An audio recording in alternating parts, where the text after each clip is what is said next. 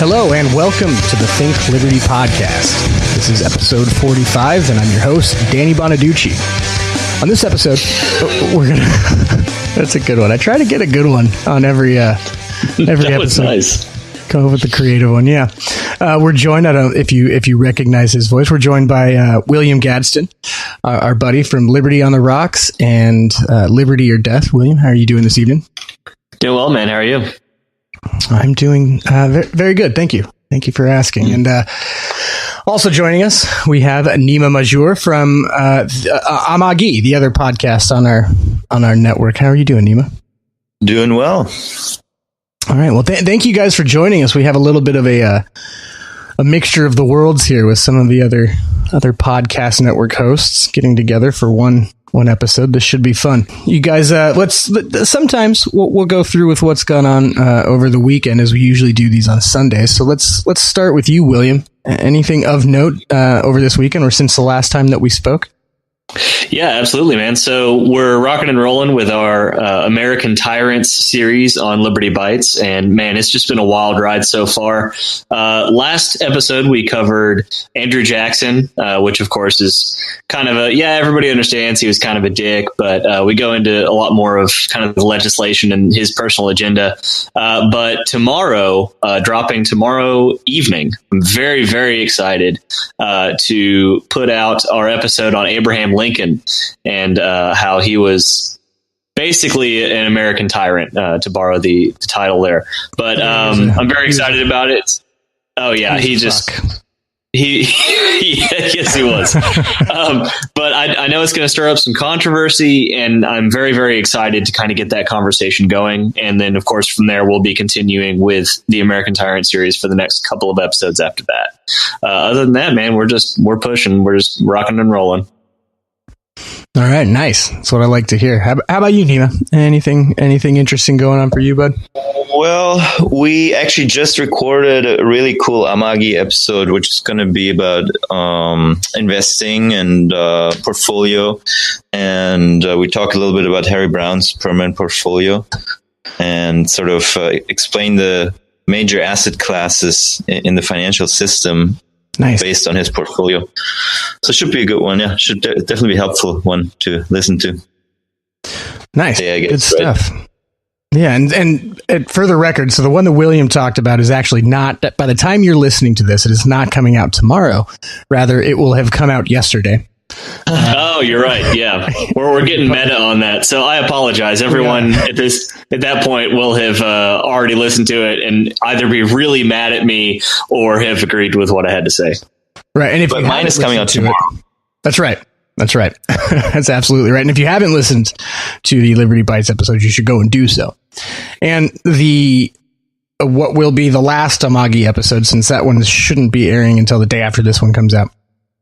You should check that one out too. We had Brian White, a good friend of the podcast. He went and wrote a article addressing Dylan and Nima for MMT, and they responded with their own podcast. That was an interesting episode. I like that though. I like the challenging of ideas and the back and forth on that stuff. So that's what's been going on here with us. As always, you can subscribe to the Think Liberty podcast, the Think Liberty Network, and all the podcasts therein by going to Stitcher, iTunes, the Android store, or whatever. We should be on pretty much every platform that you can get your hands on by now. iHeartRadio, Spotify, all that stuff. If you're looking for us and you can't find us, you can go send us an email on the website or get in touch with us on Facebook or Twitter or anything like that, and we'll see what we can do.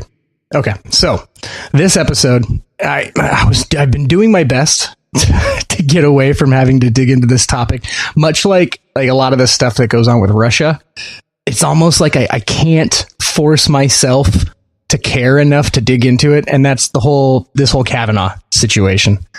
Do you guys kind of feel? Or I don't know if you guys are totally interested in all that Russia stuff, but I have to dig to find it within myself to have the motivation to find information about it. I'm sorry. Go ahead.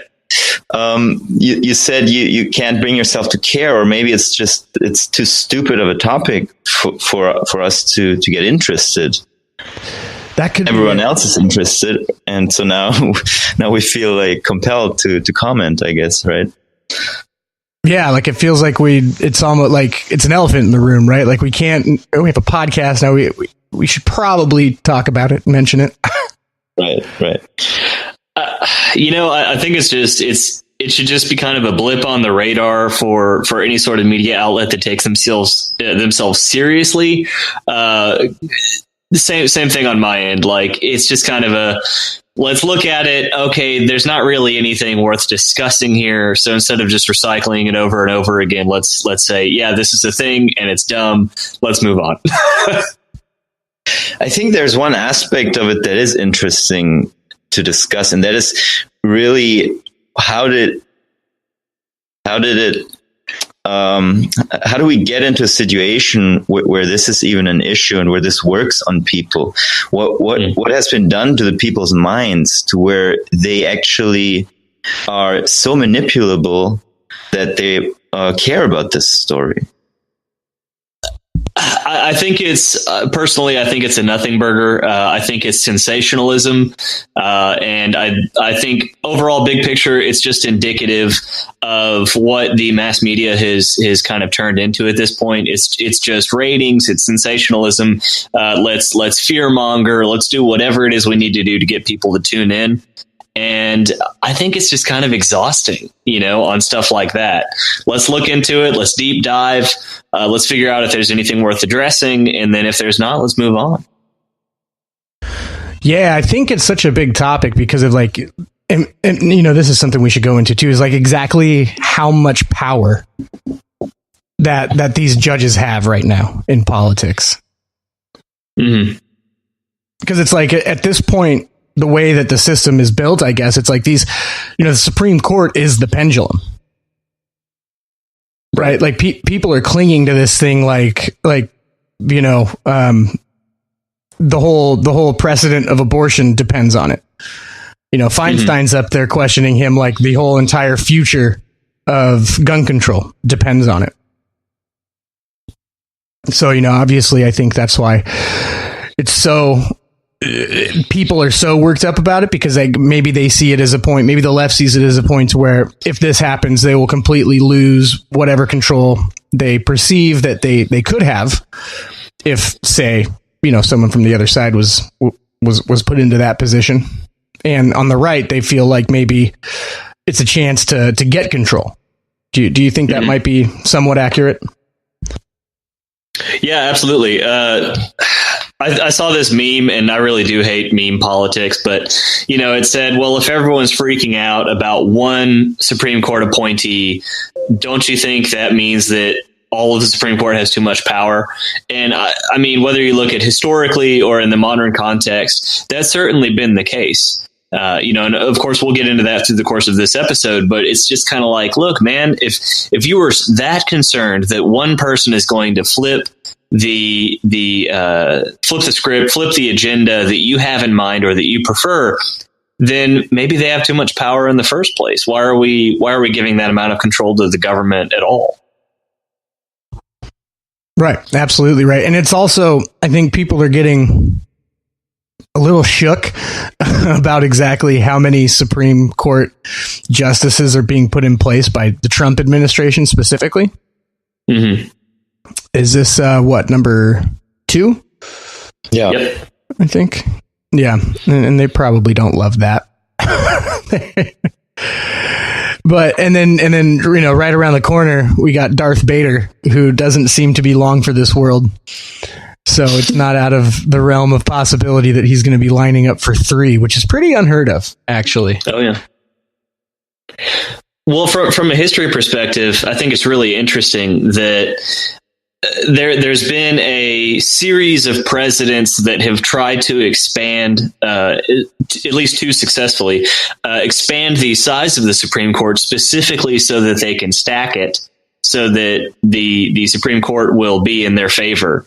And I guess we might as well just dive in. That's kind of the big topic that I wanted to press on this, is the idea that the Supreme Court was originally intended, as I addressed this in my Liberty Bytes episode on the power of the Supreme Court, is that they were originally intended to be a check on the 2 other branches of government, when you read, I can't recall which Federalist paper it is, and I sound like an ass. But anyway, there was a Federalist paper where they had talked about this specifically. They said that the legislative branch and the executive branch are supposed to kind of vie for power between the two of them, but then the Supreme Court is designed specifically to be separate from the other two to judge the outcome of the machinations of the other two kind of going at one another's throats. So they're not supposed to be in a position of vying for any kind of power. They're supposed to be the judges of everything else. And more to the point, it's not supposed to be a judgment of how they like whatever legislation or whatever agenda is being pushed. They're supposed to bump that against the Constitution and decide whether or not it is strictly constitutional, not based on their own personal opinions.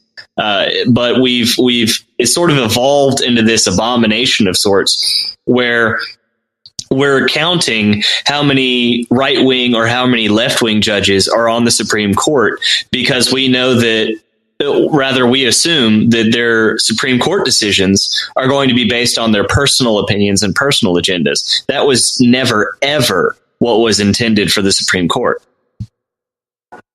Right, but that's exactly what we could expect to happen when, the government was never, ever supposed to have as much responsibility as it has right now either.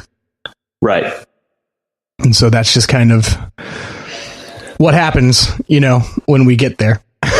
Get to where we're at. Yeah, well, and we can get into I guess, why it kind of happens that way. But to simplify it, I say it's just due to human nature. It's inevitable that it's going to devolve to that level, regardless of what was originally intended, which is sad. But in my mind, that's ultimately what's going to happen. And now we're seeing the fruits of that right now. As far as I said, from the historical perspective, trying to stack the Supreme Court, the most egregious offender in that regard was, of course, FDR, my favorite person to hate. Oh, God. Just a fuckiest fuck that ever fucked. He's the worst. Gosh. Just socialist prick. Anyway, but yeah, so what's crazy about FDR is what other individual ever throughout history has no legs and you're just fuck that guy. As far as, just really hating a handicapped person. Right. He absolutely tops the list. But, the guy just wielded authority however he could and however he wanted to. And, when Congress said, no, you're not allowed to do X, Y, and Z, he said, okay, well, screw you. I'll just stack the Supreme Court and they'll push through whatever the hell I want. And just the fact that he had that mindset and was president is just absolutely terrifying, legs or no. Yeah, certainly no in his case. Nima, so it's interesting here. I think most people that probably wouldn't or haven't, taken the dive into MMT and understand it a lot. And if you're not familiar, if you haven't listened yet, that's a lot of what they go over on the Amagi podcast. I'm sure someone might be curious as to your kind of political positions. I'm not sure you guys have covered that a ton on the podcast, or not in depth as far as I could tell. So, I mean, how do you feel about all this? How do you feel about kind of what we're talking about with the power that the Supreme Court has now, and this whole pissing match that's going on right now about it?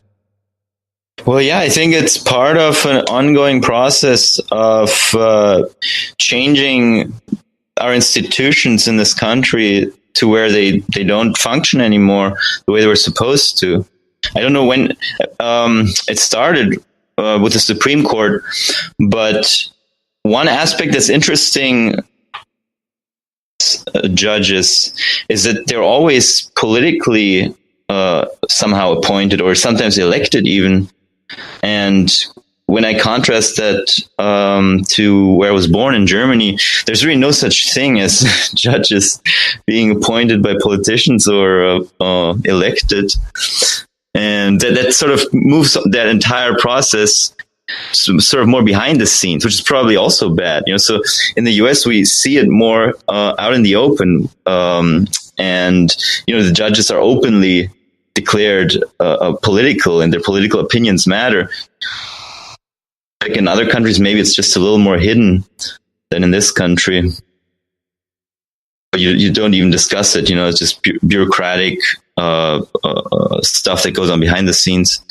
But so why do they have so much power? Well, I think it's probably just because the government itself has assumed so much power. And so then the judgments rendered by these judges, they become more and more important because they make decisions over whether the government has the right to, take our guns away or whatever constitutional ideas people are proposing. Suddenly the judges decide over all of it because the government has attained so much power. Yeah, it's like we were talking about on the episode we did the last time William was on, when we covered, morals, and I got into the topic of like normative ethical standards. At this point, these are the people that are setting the direction of the normative ethical standards for this country, and everyone's fighting for it. And that's what that's why people are so passionate. Like, so I figured, okay, getting away from our specific opinions and getting more into the topic of this whole mess that has been the Kavanaugh situation. Let's start with day one. So that's September 4th. I don't know if you guys remember the exact timeline, but I have it up here and we can roll through it. And so September 4th was the first day of the confirmation hearings for Brett Kavanaugh. And his nomination. And this was one of the days it was at its best. I'm reading here. Okay, so Democrats pursued the procedural process to adjourn hearings for the first hour and a half of the hearing. So it's basically they're just trying to, I guess, probably do the same thing that the Republicans did to Merrick Garland back in the day, right? Let's just put this off. Put this off until long enough until we get another Democrat in office. Yep. So it's an hour and a half. They went through their whole thing trying to get over it. And I was reading something that said like there was some crazy amount of people that were arrested on this day, protesters. Saw some of the videos. Go ahead. Sorry. Some of the videos, just a bunch of people throwing tantrums in the back of the room. Yeah, it's good stuff. 70 people. That's the number. 70 people were arrested. Protesters in the hearing room. Oh, I really want to find some of these people and just, outside of the limelight, no cameras or anything like that. Just sit down with them and be like, hey man, why are you so upset? Like, what are you afraid of? What do you think is going to happen? I want to understand their train of thought when they think it's a good idea to, go, in the back of the room screaming whatever until they get dragged out, literally kicking and screaming. Why did you do that? I don't know, man. It's a source of frustration for me because I see people acting like jackasses in public. When they were doing the whole screaming at the sky thing, it's like, why? I want to understand what's going on in your head that makes you want to do this. Because me personally, I've never had something affect me that way. It's that need for control, that desire for control. I think they see how powerful this position has become and everyone wants it for their team, But I'm right there with you. Yeah. A lot of these people are just paid, I think, also, or some other way hired activists who don't really think much about the topic itself, probably. And that, that could absolutely be the case. I used to think that whole, the whole suggestion that the paid protesters, I used to be of the mind that was all kind of just like crazy nonsense. And then I went down like a rabbit hole one day on the internet and I found these sites that were like just right. I mean, as clear as day. They're like, hey, come and you can get paid to be an extra at a protest or a political event. I mean, in my opinion, almost all protests are phony and to some degree staged, and people are hired or motivated in some other way. Like this one again, there's an article in Daily Caller, exclusive: Soros-backed activists slip cash to anti-Kavanaugh protesters before arrests. And the article goes through that. It happens again and again. It's pretty crazy. This Linda Sarsour was there. I mean, you want to talk about publicity stunts? Linda Sarsour. That September 4th hearing. What is she doing there? And so to help the listeners, can you explain a little bit about who that is and why that? She's I think she's American born, Muslim of background, and I believe she works for CARE and the Muslim Brotherhood to an extent. And she's just, I call her a PR Muslim. She's just decent looking, always has her headscarf on, and goes on interviews all over the corporate media. And does publicity stunts like this, apparently. Well, that's kind of what I guess it's connected to what I was talking about before with this kind of sensationalism with the mass media. She's one of those, she's the same as CNN or ABC, but she's an individual.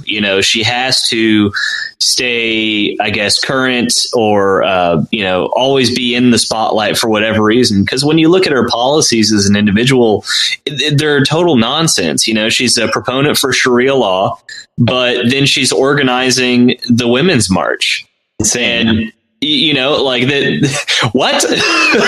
You mean Sharia law, where women have half of the say in court as a man, who will be stoned if she is raped, who is not allowed to go outside without an adult male member of her family escorting her. But you're leading the Women's March. It's so farcical. You see, it's almost like there's someone mocking us, because you see the farce that you just described, and it's comparable to the farce that's going on right now. It's all looks like a big joke. What, some high school incident 30 plus years ago? Or are you kidding me? The normal reaction would be nobody gives a shit, and we move on. Right, but, exactly. But because this outrage culture that we have now, everyone gives a shit, even though it's not worth. What is it? There have been 4 out of the 5 witnesses now that have said they either weren't at the party or had no recollection of it. Yeah, 3 out of 4, I think. 3 out of 4. Yeah. So really, this is another nothing burger. But because of this sensationalism, the mass media needs sensationalism. The left needs sensationalism. Well, let's do whatever we need to keep this thing going. I think part of it is, the so-called Trump derangement syndrome, where everybody's just losing their minds just because it's Trump. But at the same time, I think it's more than that. It is that. But it's also straight political. They don't want this guy to be part of the Supreme Court. And I'm no fan of him 100% either. I think his Fourth Amendment opinions on the Fourth Amendment as far as domestic surveillance is not really what I would like. But it's political. It's sensational. It's outrage culture. You're feeding everybody this drug that'll give them sort of a dirty high. Yeah, I'm really pissed off about something. I feel very emotional, and that feels good. But at the end of the day, man, this is just obstructionism. And how about, so you touched on something that I think is really interesting here. So you talked about you didn't like his opinion on the Fourth. Totally valid, right? And what's interesting about this is, we live in a day and age now where technology is so advanced and things are so easy to obtain as far as information and kind of like spying on people, right? You talk about, you've heard the stuff about Facebook Messenger, right? Just there's one, for instance, where they're talking about it's recording all the time or looking at you or like listening to the conversations that you have. And someone who has the opinion that he does on the Fourth, with that technology being available, like that should be something that people are diving into and having real conversations about, which is being overlooked completely. Over situations from 30 years ago that don't really have. And look, I'm just as against sexual assault as any rational human being should be. Okay, I'm not forgiving anything, but I'm saying that what happened then? Right, have anything to do with the situation and the state of things for the position that he would be in right now. But everyone is too busy. Yeah. What's that? So it just means they have nothing else. Right. And then you've got, so one of the funniest parts, so we're talking about day one. How about Cory Booker? Did any of you guys catch that? Man. Yeah. this guy. I can't stand this guy. What is he's such a fake phony. I know. It's my Spartacus moment, he says. He says he has a Spartacus moment because he found these documents that are apparently just career enders. And what did it, like the first document that he released that Cory Booker says is proof that like Kavanaugh's racist or something like that. And then the first, wasn't it just like Kavanaugh actually saying that we shouldn't judge people on race or something? Mm-hmm. It's just totally confusing. It just, his Spartacus moment was just a big fucking floater. Well, it's kind of like, if we were to chart this, it would be, I'm trying to figure out a way to describe this. It's like we get to the peak of something, and then right before there's concrete evidence, there's something else. So it's kind of, we go up, hit an apex, and then we drop down a little bit, and then we come back up to another apex, and we're just constantly being fed, the next thing. We're like the zombies on The Walking Dead. We're just kind of this mob roaming from one thing to another and eating but never being satisfied, and we're just being led around by this, and it's just. I'm getting worked up, man. This stuff just pisses me off so much. Oh, it's high political theater. It is high political theater. That's one of the worst parts about Trump being in office is Washington has essentially turned into The Apprentice. Yes. It's a reality show at this point. It has totally become that. Well, I mean, especially when he first took office and he's appointing cabinet members, there was Sean Spicer, Scaramucci, you had this like new guy comes in, he's fired a week later. New guy comes in, he's fired a week later.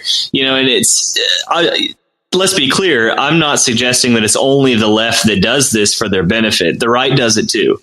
To be totally intellectually honest here, everybody does it. But that doesn't justify anyone doing it. No one should be doing it in the first place. We need to be focused on the actual issues at hand. Is this person actually qualified for the position that he's being considered for? And be very clear on what that position is and what that position entails in the first place. I mean, didn't the Republicans technically already do that with the whole Garland thing? Oh, of course. And that's what I mean. Like everyone's guilty of this. So I'm not trying to point fingers here. What I'm suggesting is, why don't we all take a step back and say, hey, nobody should be doing this kind of crap. We need to be focused on what really matters here instead of going, continuing to feed the outrage culture. If we're trying to better ourselves and advance ourselves as a country, then we need to, like I said, take a step back, reevaluate how do we need to address this problem. But that doesn't pay the bills for certain groups.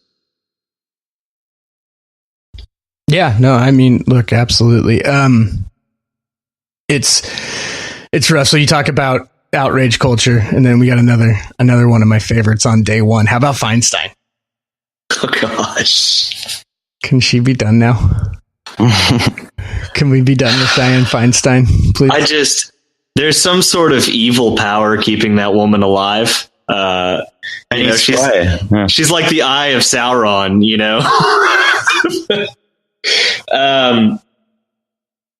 Well, that's one of the other things, the complete lack of consistency, because she had the Chinese driver, right?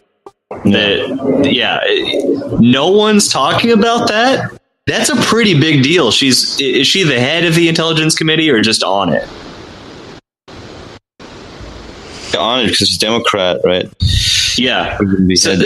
She's on the Intelligence Committee, and she's had a Chinese spy driving her around for like a decade. Why are we not talking about that? Instead, we're talking with Russia. Yeah, because Trump colluded with Russia. You know what I mean? Right. So we're worried about what might have happened at a party 30 years ago, instead of what is happening right now and might actually constitute a threat to our intelligence services and our national security. It's all bread and circuses, man. Good. Yeah, absolutely. And the circus that it was. Oh Lord! The DNC's what is he, chairman or chief or whatever? What's his name? Ellison. Keith Ellison. Keith Ellison, yeah. I mean, he's accused by a woman who went on the record, who has doctor's notes, who has consistent evidence. Everything adds up. How he abused her, and nobody gives a shit. But now some story about some obscure woman who tells a story that nobody can corroborate from 30 plus years ago, and all eyes are on it. It's so in your face, the hypocrisy and the ridiculousness of it. Well, and us, the American people, are the ones being led around by the nose with all of this, and we're letting it happen. Yeah. Yeah, well, just, by doing that, that's how you do that, is just, following everything, as it comes out and as they're giving it to you, right? Like, that's really what it is, right? When you don't even question the narrative or anything, you just stick to the same points that everyone's arguing about and just jump right into that fray. Yep. Okay, so let's move on. Day 2. 12 hours of questioning the judge. Kavanaugh has got to be having a great time, right? Like, it's all opinions on the guy aside. This has just got to be a blast for him, huh? Oh, for sure. I mean, that's kind of the same, I guess, the same outlook I have on the Trump administration. I like a lot of his policies. I don't like some of his policies. I don't like a lot of the PR that goes on in the administration. But we can look at it objectively and say, these things are good, these things are bad. But what I absolutely unabashedly love is just the amount of triggering going on just across the board. It's so entertaining. I'm sure the president himself has a freaking blast with it, and I'm sure Kavanaugh is as well. Oh, it's insane, man. It is crazy. And it's bringing out like the very best in political extremes. Like, I'm watching people sit there and basically just say things like the entire GOP is down with like child rape. Well, like, obviously. Wow. How much further beyond the pale can we get at this point? I know, right? Like, this is the state of discourse now, is we're just saying stuff like that, and that's fine. Just something else. But that's what happens, right? That's what happens when extremes meet with extremes, So they had, and didn't I hear something about like in the first couple of days in this, his family was there, I guess? You dropped out. What was that? In the beginning of this, wasn't his family there for some of this? I don't know if they are anymore. I would hope they're not, but I did hear that they were. Actually, anything regarding his family? I want to say somebody made a remark about his children or something along those lines, which is obviously, that's just disgusting. That should be, off the board. With anything related to government and politics. But one thing I did think was hilarious, kept cropping up when they first started the process, was you had these women dressing up in what's that show where, they wear like the hoods and the red capes and everything. Do you know what I'm talking about? Handmaid's Tale. Yeah. Oh my God. So protesters were dressing up as if, they were like doing cosplay from this show, because if Kavanaugh is appointed, then obviously all of women's rights are going to be taken away from them, which again is hilarious considering people like Linda Sarsour are heading this up, where if they had their way, women's rights would actually be taken away from them. But, it's this moral outrage. Well, we have the moral high ground because fill in the blank. And then that gives them a blank check to put whatever they want on there. So they can go out and accuse the entire GOP of being, rape apologists or pedophilia apologists, because we have the moral high ground. Let's see, there's the Handmaid's Tale protesters. Of course, everyone was talking about Roe v. Wade being repealed, which I don't know if y'all have looked at the actual the background of that case, but the the ruling that it came down to isn't even directly based on the Constitution. It's like a shadow of an interpretation of one of the amendments. Like, it's just such a reach that I think it should be repealed on constitutional grounds anyway, just because it's not founded on it. My personal opinion of abortion aside, it's just not good law. But they're saying that because of the opinions that this guy might hold concerning abortion, that obviously Roe v. Wade's going to be repealed. And wouldn't that just be the worst thing ever? And, then that's when it goes into the whole Handmaid's Tale thing. And it's just so gross. Boy, this is something else. Really. This is good stuff. So aside from the Roe versus Wade thing, they also went into, we got into gun control on day 2 quite a bit. Mm-hmm. And this is when, that's when Feinstein really shines.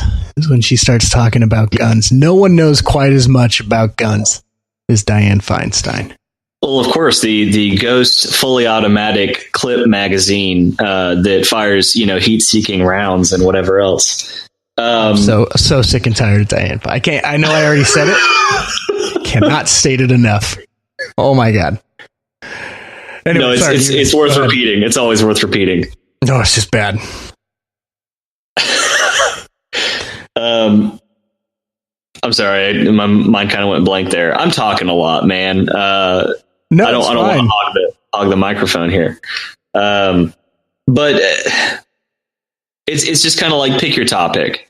It could be about gun control. It could be about abortion, women's rights, which is apparently nowadays just whatever you call it. Everything's a right. And it all comes down to this one man being appointed or not being appointed. How is that not any different from a monarchy, an absolute monarchy, to be clear?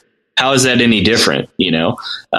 So again, what we should be addressing here is, well, if you honestly believe that that's what it comes down to, we're looking down the barrel of a system that mirrors an absolute monarchy. Why are we not addressing the system? Why are we so focused on this one individual instead? Well, it's because, just like you said, the moral high ground, right? And so here's an interesting question.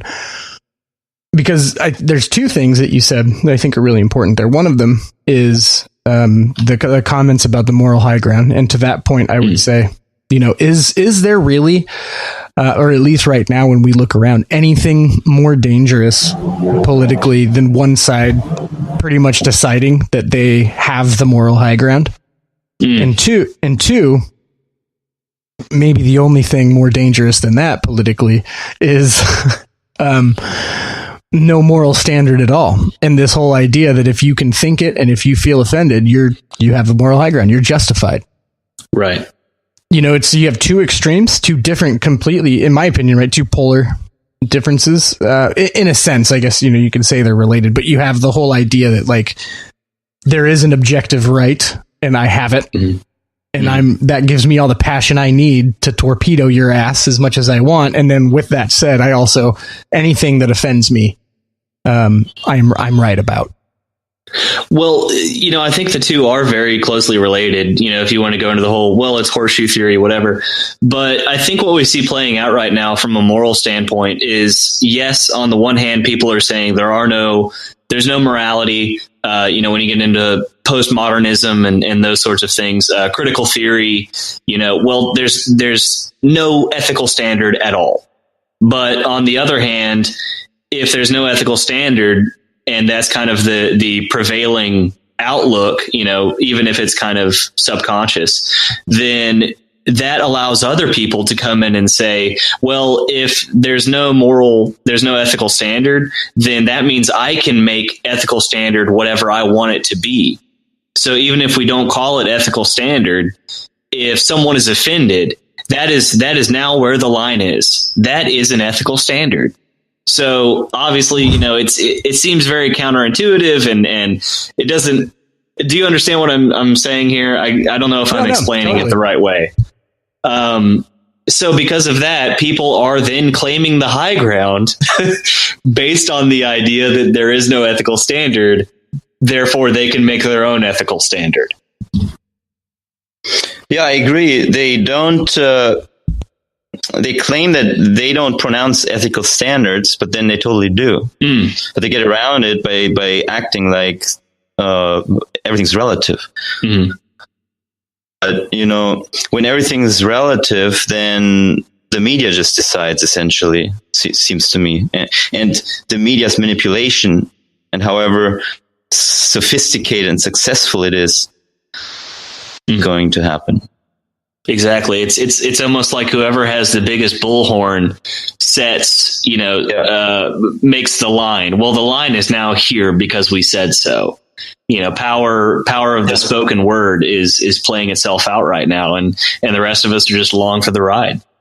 That's why I think that today's corporate media is really today's equivalent of ancient mystic priesthoods in the past.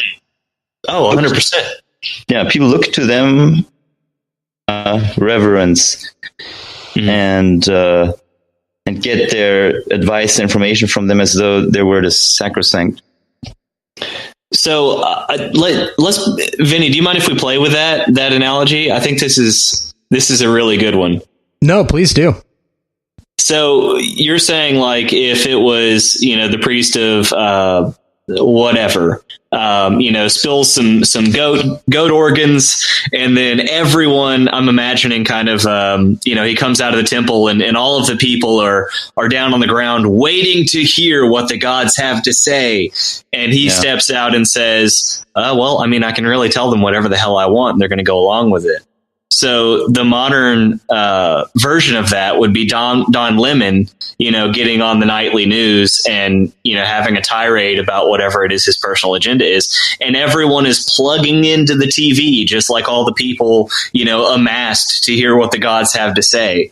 But now people like Don Lemon are the arbiters of whatever the gods have to say, whatever it is we're supposed to believe. And no one's questioning any of it. I think that's a really, really pointed analogy. I think that's great. They make people into saints too.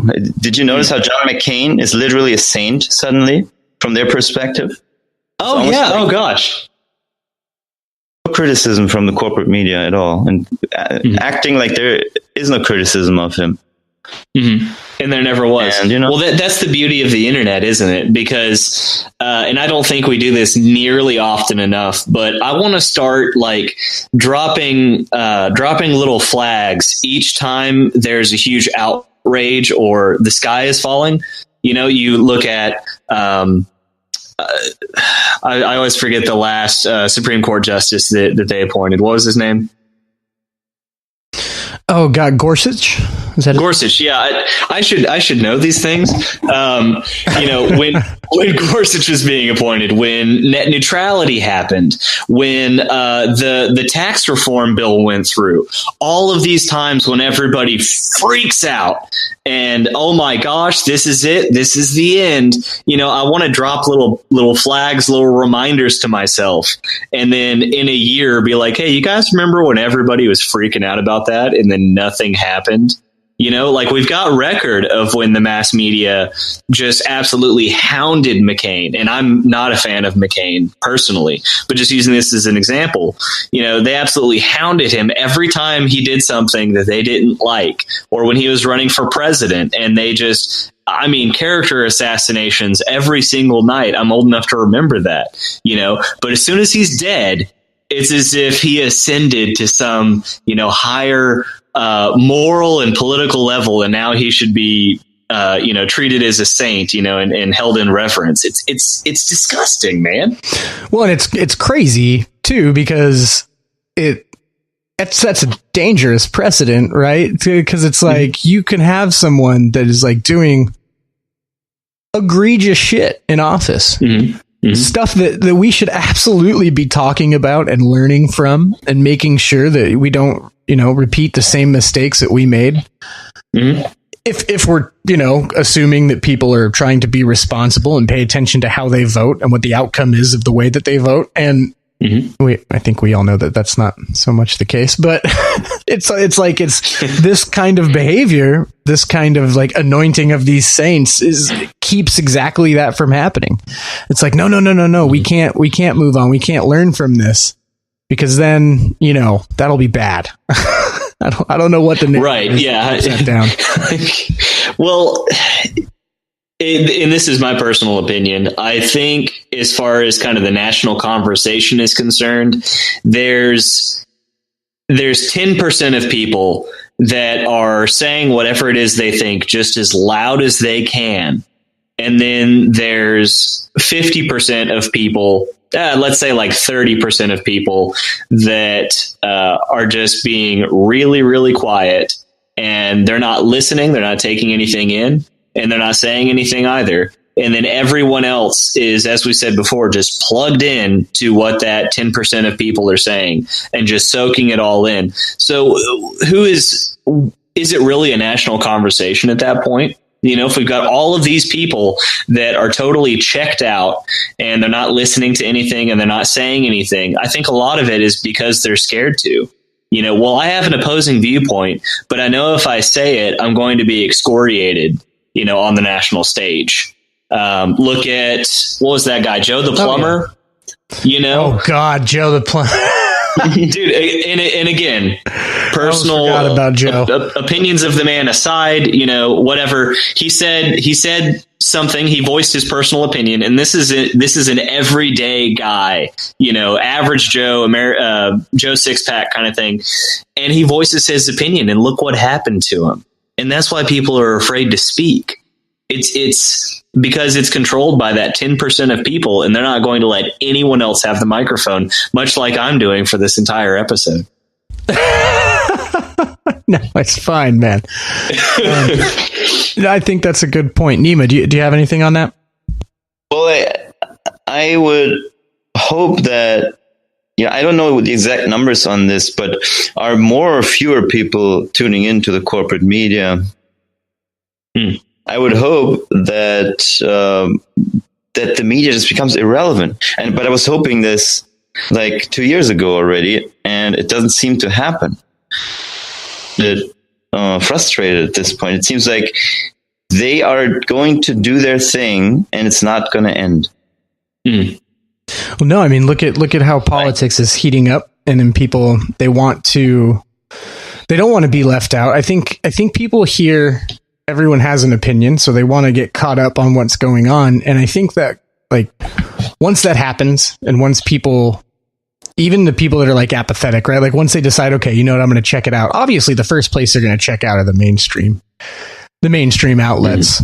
I think most people that are playing like armchair political quarterback are going to say, oh, the mainstream has a bias and this and that. But I think, most people that aren't as closely entrenched with politics are just like going to turn it on. They're going to go to whatever they have on their channel listings and try to learn what's going on. And they just get swept up at that point, right? They're just in the wave after that happens. Like once you jump in, you're just caught in the undertow. Unless you've kind of like got enough foresight to be able to tell the forest for the trees and okay, wow, this is crazy. Maybe I need to step back and get a more focused opinion. I feel like most people just kind of figure out I'm either on this side or I'm on that side. And then they just get stuck in that undertow and just get swept away with everybody else. Yep. And so go ahead. Sorry. I think that's why it's so important for us to kind of break that cycle. I mean, just us having this conversation right now and sending it out to the masses as it stands right now. We're doing our part to break that cycle. So I guess, if there was a point in this episode to do a kind of call to action, that's it, man. Just become part of the public discourse. Don't be afraid, to be beat down by the corporate media or, your fellow average Joes that are going to go along behind them like the frickin' Pied Piper, Don't be part of the masses in that sense. Go out there and have your voice heard. And if it sucks, then people will let you know. Yeah. And if something like another thing that's like crazy is like if something doesn't sound right, you don't have to decide on it right away because the left or the right has. Right. Like this whole situation going on with the Kavanaugh thing isn't whether or not isn't this whole thing just an allegation at this point? The whole the sexual assault situation. Yes. Yeah. Right. And so innocent until proven guilty, right? Isn't that how it works here? Well, I'm glad you brought that up, though, because I saw a post today, and again, it's meme politics. It's just god awful. But, they said, okay, well, innocent until proven guilty is only for criminal trials. So because this is an appointment, we need to look at this differently. So it was one of those kind of things where they're not really drawing any definitive conclusions. They're just kind of leaving it out in the ether, which obviously isn't constructive. But just the whole idea that they would dismiss the innocent until proven guilty. Like, no, it's not a criminal trial. But if we are going to put this man in a position of power, and it is a position of power, why would we not use that same standard? Well, what are your thoughts on that? I'd say, to me, innocent until proven guilty is a overarching philosophy. It is applied in the courtroom, obviously, but to me,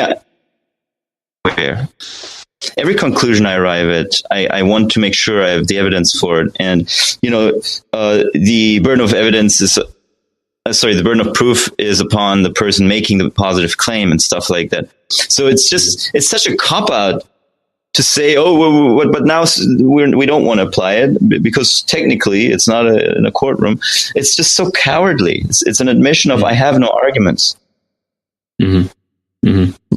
Yeah, it's terrible. It's dangerous, right? So I covered this a little bit on the last one that we were talking about. I think I don't even remember what episode it was. Maybe it was on the morals episode, but innocent until proven guilty is generally like, if you're a libertarian, that's the way things are. That's the way things should be in neutral, right? If you remove the power for someone to just come and take you out of your home because they want to, innocent until proven guilty is the normal way of life. Mm-hmm. Right? Like you have no basis to act until you have something to prove. Right? Maybe that'd be a better way of framing it. That's absolutely how it should be. It shouldn't be to a point where someone could just raise their hand and say something and you're boned. You're doomed. Well, and we already see this bleeding over into, the normie, day-to-day kind of life. I don't know if y'all saw the news article recently about I think he was 13. There's like a 13-year-old kid that, it was in Colorado, and he did something. He changed his emoji on Snapchat or something, and one of his classmates, who's apparently an SJW, said, "Well, you're not allowed to do that. You need to change your emoji back, because you're a white male, whatever." And he said, like any 8th grade, 13-year-old kid, no, I'm not going to do that. You're dumb.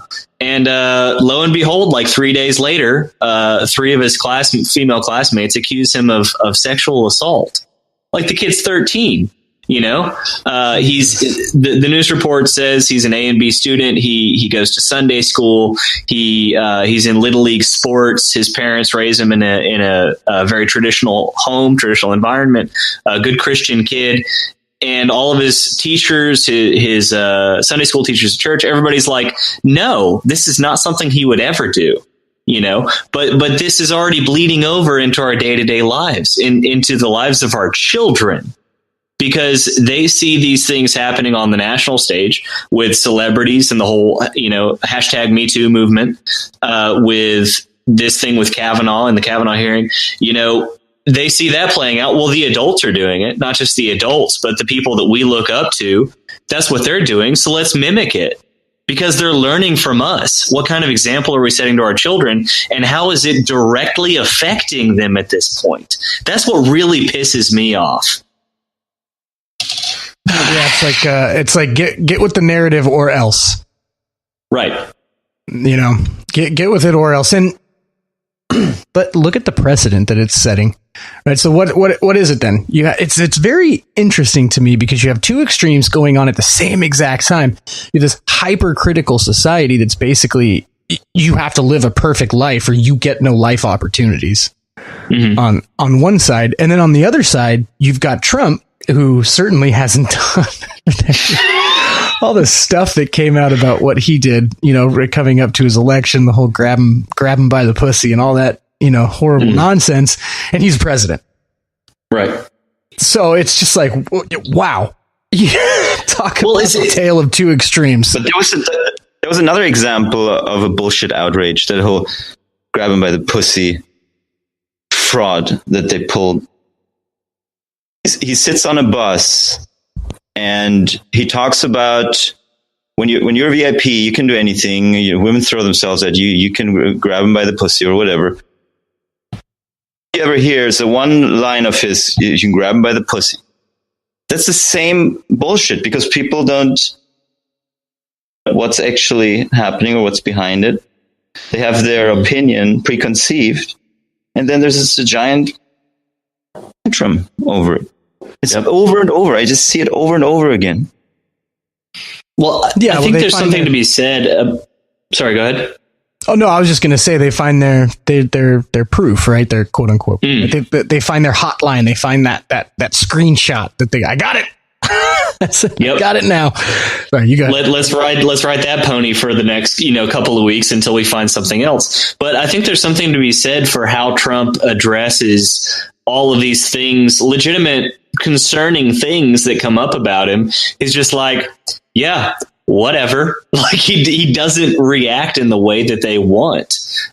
So from a tactical standpoint, you don't ever let the enemy dictate your movements. You don't let them force you into a corner.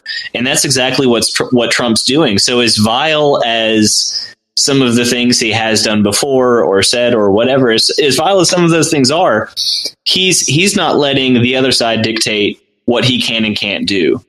And so taking his reaction as a lesson, I think a lot of us could take away from that, yeah, we need to do the same thing. So if we're accused of something, especially if we didn't do it in the first place, or someone is saying, well, now acting this way or doing this thing is now seen as taboo because I said so, instead of kowtowing to them and giving them more power in doing so, we say, no, screw you, man. That's dumb. And then let's have a conversation about this. I'm going to tell you that you're stupid, but I'm going to have my opinion known, instead of just going along with it, instead of allowing you to dictate my behavior.